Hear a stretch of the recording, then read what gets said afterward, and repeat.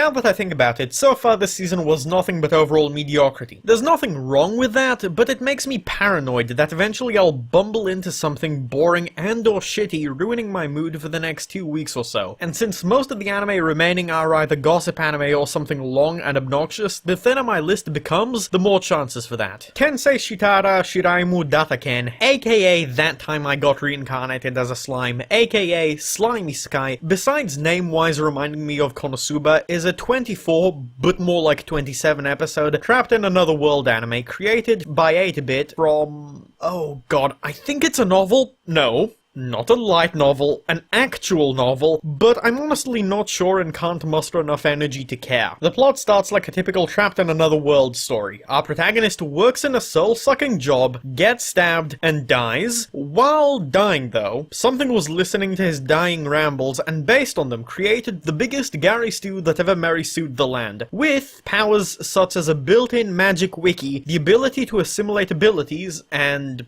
well...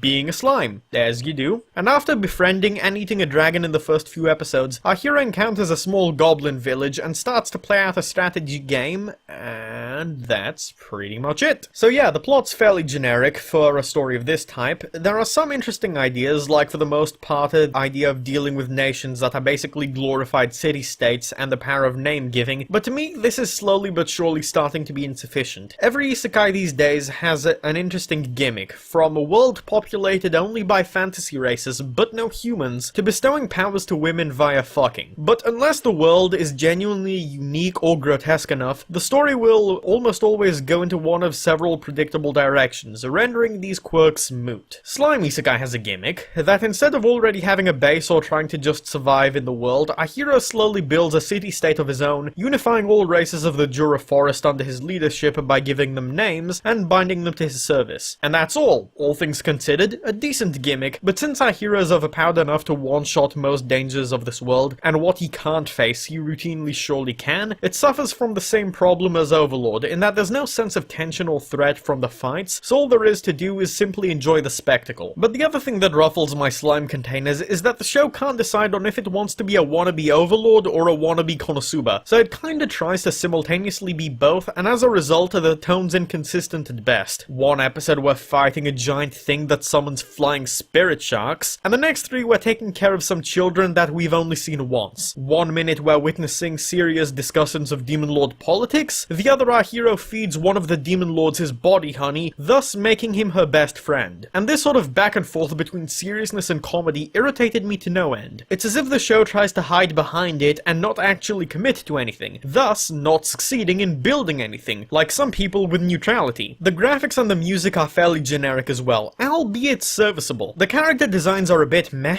but not too ugly, so thank God for that. Even so, I can't really say I was bored with the show. It's entertaining in that protein bar sort of way, but that's probably the show's biggest strength. I usually have a hard time watching more than 4 to 6 episodes in a day, because I have to analyze them as well, but here I blasted through 17 episodes with ease, finishing the rest after the proxy had a quick nap, so I can't really say I hated the experience. Unlike Radiant, which is generic enough but not too generic, Slime is exactly the sort of generic that will provide decent, light-hearted entertainment. That's hard to complain about without looking pretentious, but I won't grant it anything else, as you'll forget about it 2 to 4 days after watching, up until the 2nd season comes out. I enjoyed it, but to be honest, I don't want a continuation. I want to play some sort of Japanese, real-life strategy game where various Japanese fantasy races duke it out on a map, Empire Earth style, and frankly, a lot of interesting ideas can be used from this anime. Or maybe that's just me wanting to play a game.